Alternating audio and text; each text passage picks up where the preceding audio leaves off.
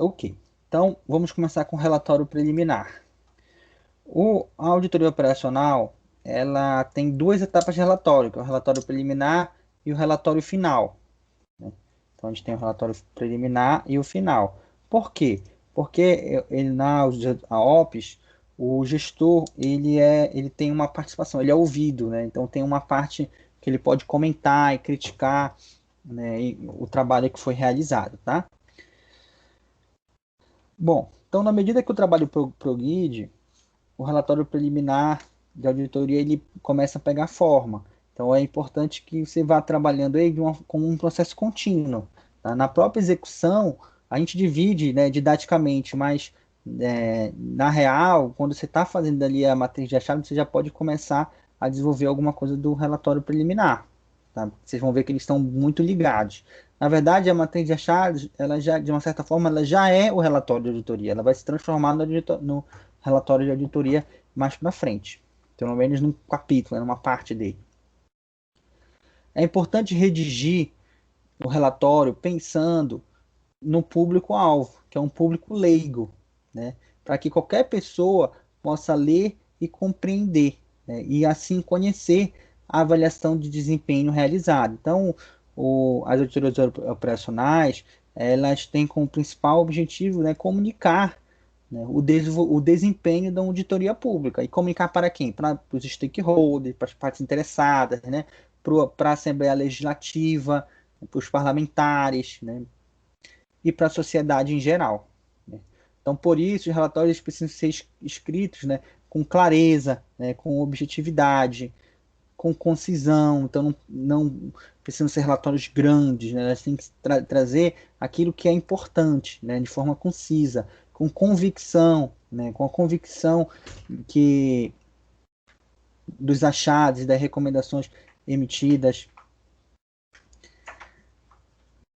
com o objetivo de persuadir o leitor e persuadir o gestor, tá? Para a implementação das deliberações. Né? Então, com exatidão, trazendo, né, informações com relevância e tempestividade.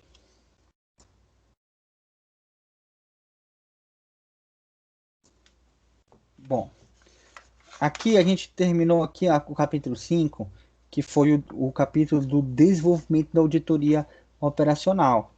Ele se encerra aqui com o envio, né, do relatório preliminar ao gestor. Então, o desenvolvimento da auditoria, né, essa etapa aqui que tem esse maisinho, que significa que é uma etapa maior, né, que ela é composta do planejamento, execução e relatório. Tá? E aí o relatório sai aqui do setor de auditoria operacional e vai para o órgão auditado, onde ele vai emitir os seus comentários. Após isso, ele vai retornar para a auditoria operacional para a elaboração do relatório final, onde é emitido o relatório final da auditoria.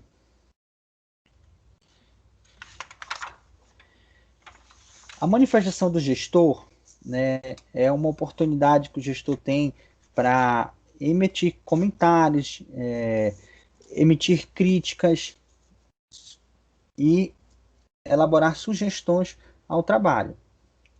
O relatório preliminar ele é encaminhado, né, ao auditado em caráter sigiloso. Ele vai com aquela marca d'água sigiloso, tá? E entregue em mãos. Né? Não, normalmente não é enviado por via eletrônica, tá? Para as suas considerações em até 15 dias. E ele vai fazer os comentários dele sobre os achados, sobre aquilo que a equipe, né, identificou, né, no relatório.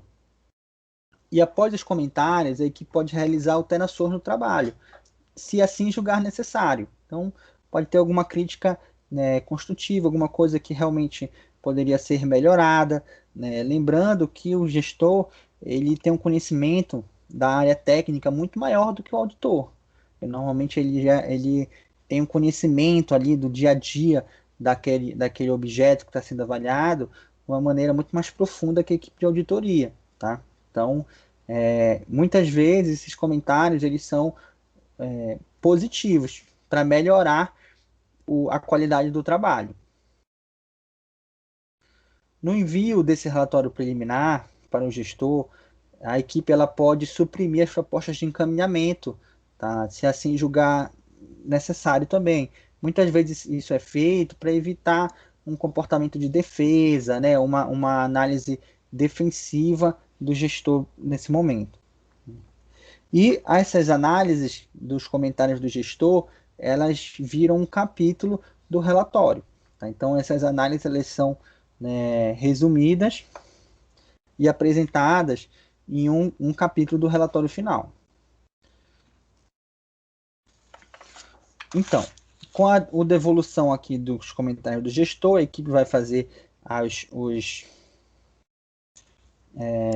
análises, né, as considerações que julgar necessária, vai emitir o relatório de auditoria. Esse relatório de auditoria vai para a CSEX para aprovação dos padrões de qualidade, né, o controle de qualidade, e após isso ele segue para o gabinete do conselheiro relator, que é o quem preside a auditoria. E aí o conselheiro relator vai avaliar se a instrução está completa, se não, ele pode pedir diligências para a equipe, se está completa, ele vai encaminhar o processo para acolher o parecer ministerial. Tá? Então essa etapa aqui do relatório final, né, é importante deixar claro que o objetivo desse relatório, né, que é comunicar uma opinião independente e qualificada, né, sobre o desempenho do objeto auditado para a sociedade em geral, parlamentares, stakeholders. Esse é o principal produto da auditoria, né, e ele deve seguir as normas da ABNT. A estrutura do relatório, ela deve seguir essa estrutura aqui, onde a gente tem a introdução, né, onde a gente vai trazer dados, né, iniciais do processo, como a identificação do objeto de forma simplificada, escrever sobre os antecedentes que geraram, né, aquela auditoria, suas autorizações, a definição do objetivo e do escopo da auditoria, os critérios utilizados e a metodologia utilizada para a coleta e análise de dados. O capítulo 2 ele vai trazer o quê? Uma visão geral do objeto de auditoria, né? O objeto que foi escolhido para ser auditado normalmente é uma política pública.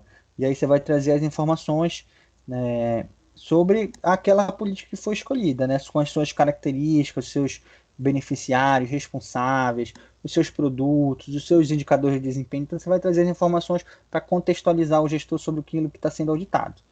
E aí os próximos capítulos eles vão trazer o quê? Os achados de auditoria. Então você pode dividir, né, em mais de um capítulo. Então muitas vezes quando a auditoria tem mais de uma questão de auditoria, a gente divide, né, em capítulo principal e outros capítulos, né, com as outras questões de auditoria, e as subquestões elas podem ser também divididas em subtítulos. Tá? Então no capítulo principal você vai trazer o objetivo daquele capítulo, aquela questão de auditoria, vai trazer a contextualização, né, e a descrição do conteúdo que você vai abordar naquele capítulo. E os subtítulos, normalmente, eles se referem o quê? Às subquestões. E aí você pode perceber que aqui ele é aqui esse campo, né, é o campo principal do relatório, onde você vai demonstrar o que? A matriz de achados. Então, a matriz de achados, ela vai se desenvolver no relatório nesta parte, onde você vai definir qual foi o achado, qual foi o critério, as análises das evidências, as causas, os efeitos, as boas práticas, se houver, tá? Para concluir e fazer o que? As propostas de encaminhamento, deixando claro aqui os benefícios esperados dessas propostas, tá? Então, é praticamente um Ctrl+C, Ctrl+V da matriz de achados. Vamos ter aqui um capítulo onde a gente vai trazer a análise, né, e os comentários do gestor. A gente vai trazer as considerações que ele foi feito, que o gestor fez sobre a política pública analisada. Muitas vezes as AOPs englobam mais de um gestor, mais de um órgão, né, e aí também isso trago aqui nesse campo. E, por fim, vamos ter as conclusões, né? As conclusões elas vão tratar o quê? De responder aos objetivos da auditoria, tá? Se as questões de auditoria elas foram alcançadas, tá? E as conclusões, as afirmações que a equipe conseguiu levantar dos achados identificados. Por fim, a gente vai ter as propostas de encaminhamento. né, que vão constar as deliberações, né, as recomendações, as determinações, tá, para a análise e a apreciação do relator. Olá, pessoal. Então, continuando aqui o nosso conteúdo sobre relatórios, eu trouxe aqui um manual do TCU, que é o manual, que é o referencial básico de auditoria sobre a eficiência de unidades hospitalares, que eu achei bem legal por ser um documento mais recente, tá? Foi publicado, se não me engano, em 2020, tá? No final de 2020. E ele traz informações sobre a elaboração do relatório que eu ainda não tinha visto, tão claras em relação ao tamanho dos relatórios. Existe um entendimento que relatórios menores eles são mais lidos e relatórios muito grandes não são lidos, ficam na gaveta ou as pessoas não param o tempo para ler.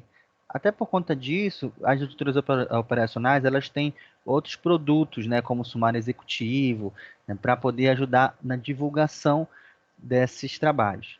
E desde das auditorias coordenadas que eu participei, tá, quando eu entrei no tribunal, tá, já em 2018, 2019, desde aquela época o TCU já falava muito nas reuniões sobre relatórios pequenos, né, sobre escopos reduzidos, relatórios menores que seriam mais lidos, que teriam uma chance das pessoas lerem maior, tá?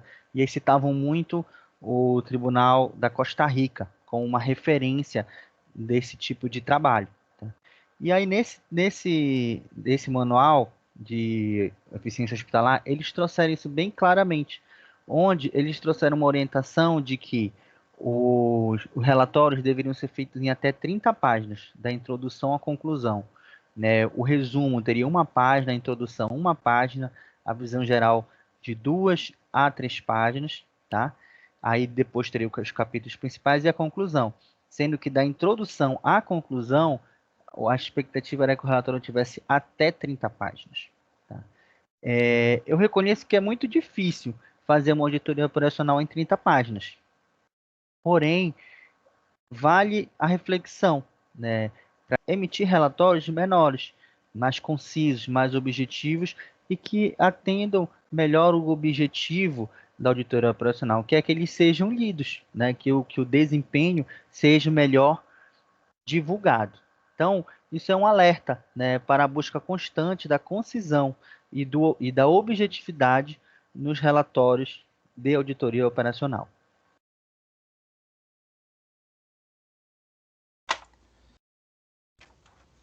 Então, a fase de relatório, ela pode ser resumida aqui, né, como o início, né, a elaboração do relatório preliminar, né, a revisão do relatório preliminar para o supervisor, o envio do relatório preliminar para os gestores, os 15 dias que eles têm para emitir os comentários, né, a análise e inclusão dos comentários do gestor para a elaboração, né, do relatório final, a conclusão do relatório final, envio do relatório final para o supervisor, e aí a fase se encerra com o envio do relatório para a CSEX, para a análise dos padrões de qualidade e segmento do processo.